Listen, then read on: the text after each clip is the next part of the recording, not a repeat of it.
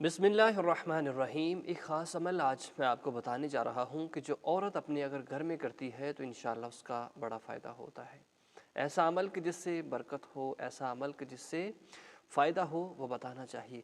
औरत का काम क्या होता है? घर के अंदर खाना बनाना, ये औरत का ही काम होता है।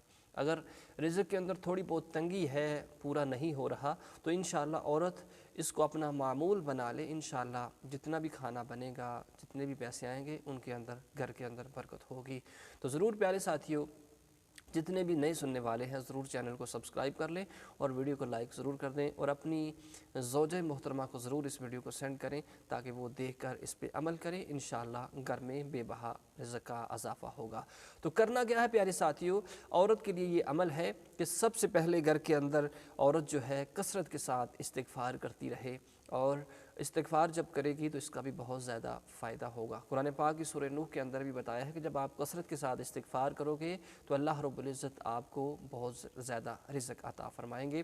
तो दूसरा जो औरत का करने वाला काम है कि कसरत के साथ दुरूद पाक पढ़े, दुरूद पाक की कसरत करे, जितना भी हो सके नबी पाक सल्लल्लाहु अलैहि वसल्लम पर दुरूद पाक पढ़ा करे। उसके बाद जो भी अमल करती है, रोटी बनाती है, आटा गूंथती है, या फिर चावल बनाती है, सालन बनाती है, कोई भी ऐसा अमल घर में करती है तो उससे पहले बिस्मिल्लाहिर्रहमानिर्रहीम ज़रूर पढ़ा करे और ज़्यादातर घर के अंदर वज़ू की हालत में रहे, घर के अंदर कुरान पाक की तिलावत करे।